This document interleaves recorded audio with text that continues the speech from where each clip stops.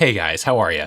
Today's video is going to be a little bit different. I wanted to talk a little bit about my personal experience with cholesterol and statin medication. And I'm going to start right after this.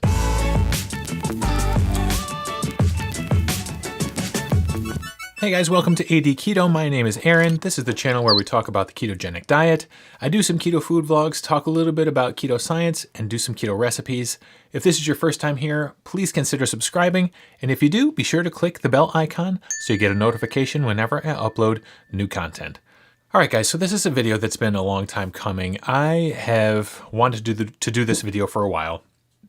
It's about cholesterol and my personal experience with cholesterol. Before I even get started, I want to make sure you guys understand that I am not a doctor. I'm not a medical professional of any kind. I'm not trying to give anyone any medical advice. This is simply my experience with the world of high cholesterol and statin medications. So I'm going to take you guys back a little while to about 2010 or so. I went for routine blood work. I, at this point, was at about age 35, 36, and my cholesterol came back as pretty high. It was around 300 total. And my doctor put me on atorvastatin medication, 20 milligrams. Atorvastatin is more commonly known as Lipitor. It's a very common cholesterol-lowering medication. And so I listened to my doctor and I went on this medication and I was on it for a while and my cholesterol numbers went down and my doctor was very happy. But I felt like garbage. My joints hurt and I had sort of a brain fog and I didn't even put two and two together. I didn't even think for a second that it was the atorvastatin that was giving me these side effects. I just chalked it up to me getting older and getting creakier, maybe getting a little bit more forgetful.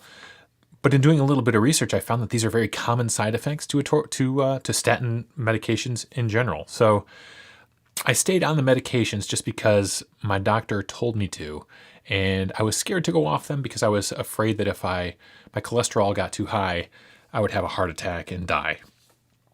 So I began to exercise regularly, even while on the statin medications. I began to run 5K races, and I actually built up my endurance and to the point where I could run a marathon. I ran and finished the 2012 Mohawk Hudson Marathon.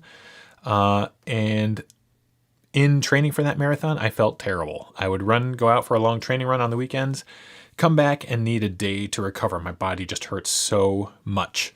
And it bummed me out because I really enjoyed running. So I yo-yoed with my weight for a little while. After this marathon, I sort of started eating poorly, ate a lot of, frozen pizzas and just made bad choices. But my cholesterol kind of stayed in that normal range because I was still on the atorvastatin. And then in early 2017, I sort of had enough yo-yoing and I decided to start keto. I found keto through a friend at work and tried it for a little while. And within a week, was in love with it because I felt amazing, better than I had in a long time. Didn't really have much of the keto flu, maybe a few days. And then I think the fourth day after I started keto, I can remember waking up and feeling like something was different. Wasn't hungry, had a lot of energy, was becoming fat adapted. So I decided to stay with it. And I also decided to drop my statin medication. And I stopped taking my statins in January and got some baseline blood work done at the time. And then a few months later, when I went to see my doctor again, had my blood work done again, and my numbers were up, which I expected. I expected my cholesterol to go up, and he was worried and really didn't know what to do. I told him that I felt better than I had in years. He wanted me to go back on the statin meds. I did not agree, did not go back on them. He said, let's give it a few more months and see how you're doing then. A few more months went by and I lost a grand total from January until about July. I'd lost 50 something pounds. which he was thrilled about. And at this time, when I got my lipids done, I got what's called an NMR lipid profile. And NMR stands for nuclear magnetic resonance. And what that does is, as opposed to a normal lipid panel, it measures not only your total cholesterol, but it actually breaks down your HDL, your LDL, the number of particles, the size of the particles, the consistency of the particles. It's much more information that gives you a lot clearer picture of what's going on with your lipids. And every single marker on my NMR outside of my LDL was sparkling. Best numbers I'd ever had. My triglycerides were super low. My HDL was up. All the ratios of HDL to total cholesterol looked good. HDL to triglycerides looked fantastic. The one number that was still super high, even higher, was my LDL. It was up near 300. My GP didn't really know what to make of that, so he sent me to a cardiologist. And the cardiologist ran some tests on me, did an echo, not an echocardiogram. They basically listened to my heart to test for abnormalities. Everything was cool there. They put me on a treadmill stress test and had me run. I remember I had fasted all that day and told them I was fasted, and they didn't think I would last long. And I ended up going for like 25 minutes, and every 5 minutes they would increase the pace and incline of the thing. So I ran like an idiot on that thing for a while, did well on that. And then I went for the thing that I was very excited to go for. The third test that I went for at the cardiologist's office was called a calcium scoring test. And a calcium scoring test was the granddaddy test that I wanted done because it doesn't measure for markers that may or may not be indicative of cardiovascular disease like cholesterol. It actually measures actual heart disease in your arteries, in your heart. It measures the actual calcium. And the way that it's scored is that it starts at 0 and goes all the way up to 1,000. 0 being zero risk. There's zero calcium in your arteries and heart.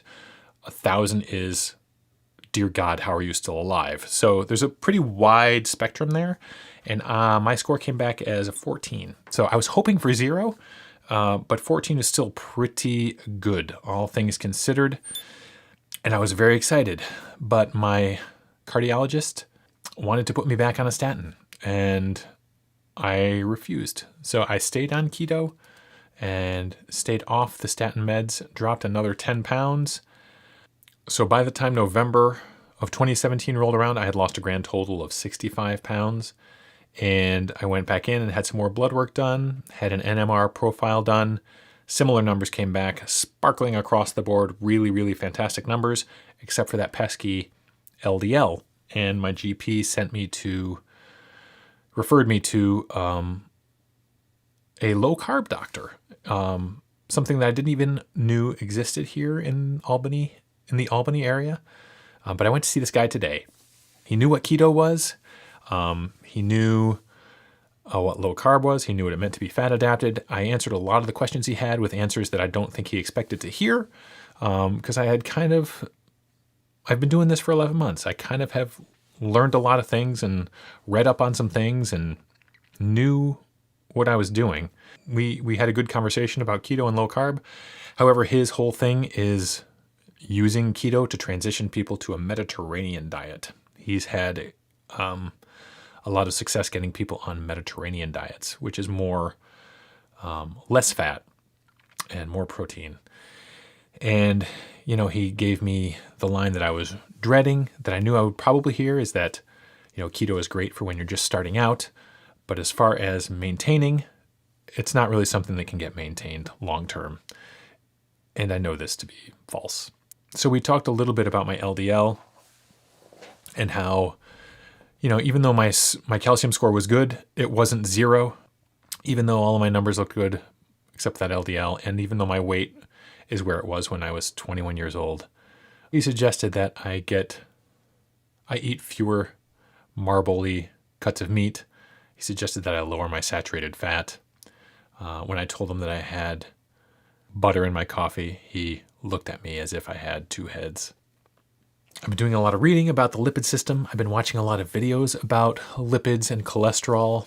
And I'll link this right up here, but there's a video by a guy named Dave Feldman, who's not a doctor, not a medical professional. He's an engineer, and he has come at his cholesterol, which is similar to mine. He's what you call a hyper responder to the keto diet. His LDL shot up when he started keto. And he's an engineer, and he came at the problem from an engineer's perspective and basically had blood work drawn every day for I think a month or 2 months, and tracked what he ate over that course of time and found some startling and amazing results, and basically concluded that the lipid system is so dynamic and changeable that to base anything on such a changeable system is crazy town. So I'll link it up here. Again, you should check out Dave Feldman. There's a couple presentations that just kind of blew my mind on YouTube. And so that's where I am these days. I am continuing keto. I'm in maintenance. I'm not going back on statins, despite the pressure from every medical professional in my life to go back on them. I'm not going on them, both for personal reasons, the reasons that I've said before, that I had some issues with them, some side effects, some achiness, some foggy headedness that I don't want to experience again, but also an institutional reason for not going back on them. Statins are now the number one drug in the history of drugs. The standards for putting someone on statins have become lower and lower and lower as time has gone by, and I feel like it's mostly about money. So while statins might be lowering my LDL number, I don't feel like that LDL number being lower benefits me in any significant way. So that's what been my experience with cholesterol and statins. I appreciate if you've listened to me ramble for this last 15 minutes or so. I know that this is not really the kind of video that I normally do, but I really wanted to talk about it. I feel pretty strongly about it, and that's where I am. So let me know if any of you guys have had similar experiences. I know that in general, cholesterol does go up when you start keto, kind of no matter what, just based on the fact that you're using fat for energy. Fat is being mobilized throughout your body. More cholesterol is going to show up in your blood regardless. But let me know. Let me know what your experience has been with this stuff. I'd love to hear from you and love to chat about it.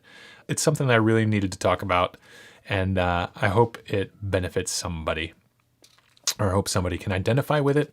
And that's going to wrap it up for this week. So I thank you for watching. Please consider subscribing if you haven't already. I hope you have a fantastic day, and I will see you next time.